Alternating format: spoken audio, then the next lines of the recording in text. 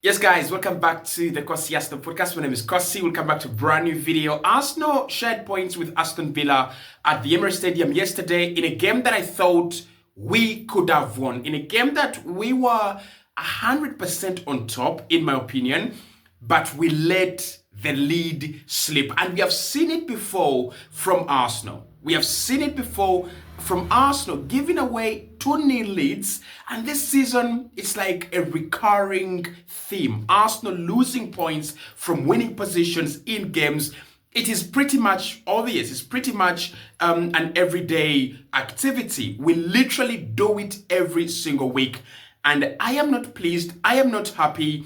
But there is a lot to talk about. We've got to talk about Mikel Arteta. We've got to talk about the state of this squad. We are signing players for the summer, but right now we really need players to come in right now. That is like a no-brainer. Hit the like button, subscribe to the channel. Let me know in the comment box below who was your man of the match. I thought Leandro Trossard had a very, very good game. Apart from the 2 goals that we conceded, I think he had done very well to get us into the lead, a 2-0 lead. And if we had defended a little bit better, obviously there was no Saliba, we'll talk about it. I think those 2 goals at the Emirates Stadium at home, they should be able to get you through. They should be able to pull you through into an excellent victory, especially against Aston Villa. And I just don't feel like we did enough to protect our lead. I don't feel like the manager was cautious enough about the quality of Aston Villa on the other end. So what I want us to talk about the positives first, because for me, ever since Gabriel Jesus and Saka picked up injuries, this team has shown a different character, especially Gabriel at the back. He is actually picking up form. He's doing things that we expect him to do, but he should have been doing. Scoring goals, he's pushing to create chances. He's becoming a much better player for us. And kudos to that guy. I think the defense yesterday was holding, because of him. I thought Gillan Timber had a nightmare of a performance, by the way, no question about that. And I thought Mika Marino as well had a nightmare of a performance too. So the positives for me are this team is playing much better than when we had Gabriel Jesus and Saka. And I'm not saying the football is much better. I'm saying the fight is better. I'm saying, players kind of believed in themselves. You look at the game we played against Brentford. We really suffocated Brentford. We really didn't give them a chance. And if you look at how Liverpool struggled against Brentford, winning the game in the 90th minute, well, you think about this Arsenal side and you're like, we don't have enough numbers in midfield. Our defense is, torn apart by injuries. Our attack is like absent. Typically, all of them are in the clinical area of the stadium. And this is the performance we're putting. And again, against Aston Villa, especially for the last 15 minutes of the game in the first half, I thought we were brilliant. I thought we could have had more goals. Trossard had a glorious opportunity, one that he whiskered high in the first half with the Gabriel Martinelli goal. That was beautiful. That was brilliant play against Leandro Trossard making it. Then the second goal in the first half, as it begins, Trossard does a very good cross. He takes on his man, brings in a very, very good ball, and Kai Havertz is in the right place and gets the right connection.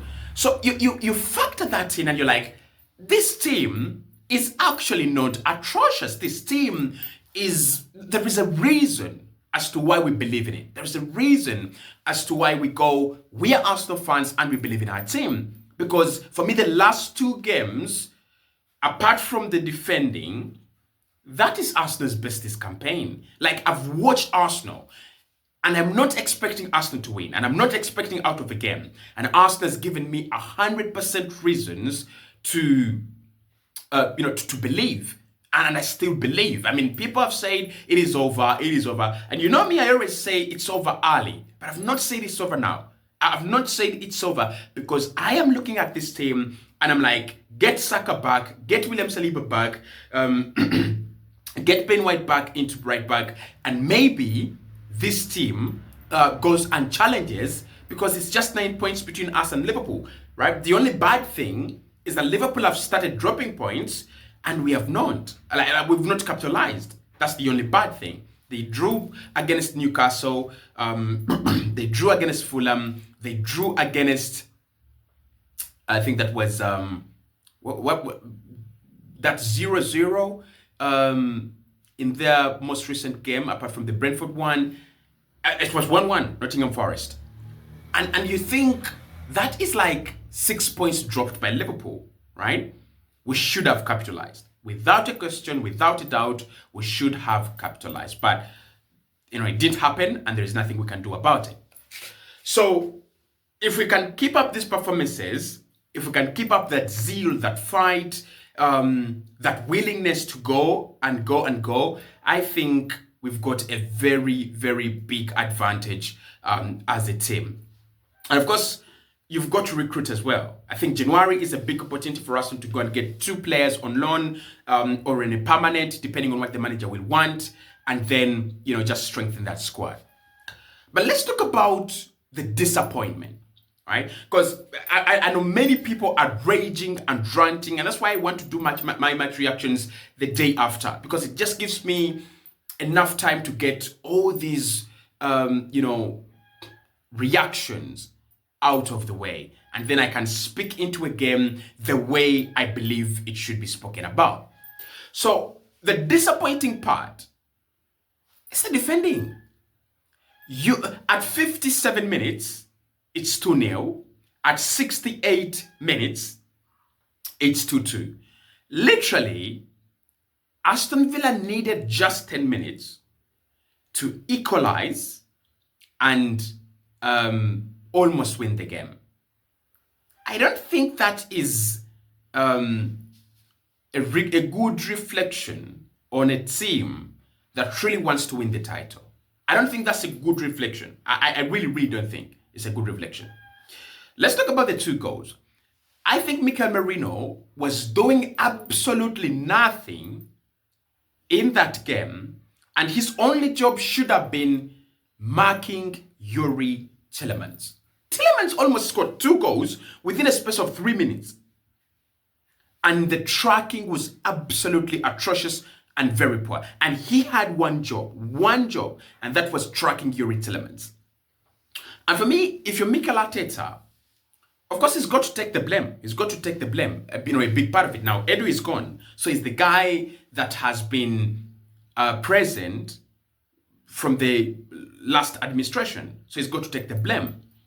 I just don't see what Mikel Merino does for us, right? For Spain, Del Fuente, I could see why he comes on. But I want you to imagine, he never starts for Spain. You've got to ask yourself that question. He never starts for Spain. He comes on a little bit later on, right? Of course, Spain have got Pedri, they've got Olmo, they've got a couple of interesting players, but I just feel like what he does for us as a team, and I'm gonna do a whole video about Mikel Merino, because for me, what he provides. Did he think he was gonna be the next Granit Xhaka? Maybe. Has he become the next Granit Xhaka? Different question. No, he has not, in my opinion. In my humble opinion, Mikel Merino let go of our lead. Because for me, if he tracks Yuri Tielemans, it doesn't give him that chance, to head. I just block him off. Just block him off. So that first goal is on him. It's on him. And I still want to say that it's a very, very avoidable goal. Very avoidable. I just feel like we switched off, right? We switched off a little bit. Now, the second goal, it's a pure striker goal. And I think, Ollie Watkins just does what strikers do. He was just waiting, to find that space where he can shrug off Gabriel. Because Gabriel had handled him very well. But that ball is swung into the box, and there are two Aston Villa players going for the same ball, and Gabriel just loses Ollie Watkins. And Watkins, as a striker, he knows that if I go to the back post, right, it's going to be swung into the middle a couple of times. But if I just linger at the back post, it will eventually arrive. And that's what happens. So the defending of that is, for me, it's atrocious, really. It is atrocious. But it's more about, I'll give more credit to Watkins than discredit my defense. Because I think Watkins, what he does there is just looking at everyone, taken up by the incoming swinger, and then he just gives himself space. And then when he drops behind our defenders, boom, he just hits it, on the volley. And it's a beautiful goal. It's a really, really beautiful goal. But what is unacceptable is giving away a 2-0 lead at the Emirates against the same lunatics that cost us the title last season. That should have been, and this should have been payback. This should have been payback. Because these are the same guys that beat us at the Emirates Stadium in the second leg to deny us the opportunity of winning the league. And we let that game to go to nil. Should we, because the couple of things that went wrong after we went 2-0 up. One, we switched off. We really, really switched off. We gave Aston Villa a sustained period of domination, a sustained period of possession. You can't do that. They've got the quality. They've got Yuri Tillemans, they've got Ollie Watkins, they've got Morgan Rhodes, they've got Aaron Ramsey. They've got a couple of players, Jacob Ramsey, right? They've got a couple of players that are really, really good. They had Leon Bailey on the bench and they had John Duran. By the way, we should go for John Duran. I don't know why Arsenal not looking into that position, but I think John Duran, his transfer was happening a little bit earlier on. It kind of failed. I think he was going to PSG. I think Arsenal should look into the John Duran situation. But you can't just give them a sustained period of possession and quality time on the ball. You just can't do it. That's number one. Number two,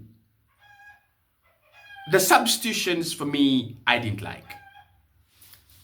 Now, of course, if you're Mikel Arteta, you don't have a lot, right? You don't have a lot to work with. But I'm just thinking here to myself, what if he had just strengthened that defense, right? Because he always knows that Villa were going to try to come back into that game. He knew. And everybody knew who was watching in the stadium and on the screens worldwide. We knew that Villa were going to try to fight back. Why don't you just strengthen the defense? Bring on Alexander Zinchenko. Just bring on Alexander Zinchenko and maybe take off Mikel Merino. Because what Zinchenko does is he will contribute defensively, but he also contribute to the midfield. You had him. So, for me, I wasn't happy with the way we dropped the lead. I wasn't content with the way, when someone says Aston Villa, Arsenal 2-2, yeah, it's a fair result. Villa are a good team. But if you look at the first 60 minutes, Arsenal doing whatever they were doing, no.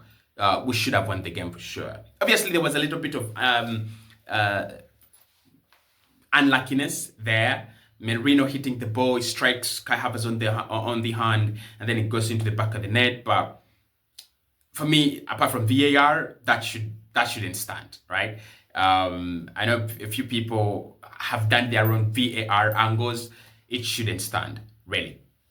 Now, what that means is that Arsenal and Liverpool are still going neck to neck. If Liverpool win their game in hand, they will still have a 9-point lead against Arsenal. That's what it means. For the rest of the teams, it means they can close the gap between them, and Arsenal at the moment. So it's not looking very, very good. Lastly, what I wanted us to talk about is the market. This squad is like bare bones. This is a catastrophic state of a squad that wants to win the title. You can't, and you absolutely can't have 0 attackers, 2 defenders, and like 3 midfielders, and you want to go against Liverpool. Liverpool will have bumps on the road. I've said that before. They will have bumps on the road. But how good is your machine as the team that is trying to chase them? And I think our machine is as twice rotten as Liverpool's. Because for Liverpool, apart from the injuries, I can say they have quality. But if I brought back all Arsenal players right now, I think I would have a very good starting 11, but I wouldn't have a good bench. Darwin Núñez comes off the bench for Liverpool. Jota comes off the bench for Liverpool. Harvey Elliott comes off the bench for Liverpool. Szoboszlai comes off the bench for Liverpool. They have Kelleher, one of the best second goalkeepers you can ever wish for. It just makes sense for them to be in that position. It really just makes sense for them. I don't think it makes sense for Arsenal to be chasing a well-oiled machine, a little bit rusty, but it's well-oiled. And then we are chasing that machine on like kind of, I don't know, scrap. Because our team is like scrap. And this is scrap that cannot be, fixed in January. There's no way you're telling me that we're going to go in January and fix this. You could do an attacker, maybe 1 or 2, but this squad has got to be rebuilt again in the summer. And why is that? Because Kai Havertz was a bad buy, Mikel Merino was a miss, Calafiori was a miss, Fabio Vieira was a miss, and Gabriel Jesus was a miss, and Zinchenko was a miss. So if you think about the big part of what makes our squad, of course you have the Lokonga as well, Nuno Tavares as well, Ramsdale as well. You have around 9 players that were horrible signings, horrible signings, and the manager never trusted them again, or he doesn't trust them anymore. So you have 9 players. If all the 9 players I have mentioned had come through, had become that good, or had hit the expectations that we wanted, it would have been a different story, right? Hit the like button, subscribe to the channel as well.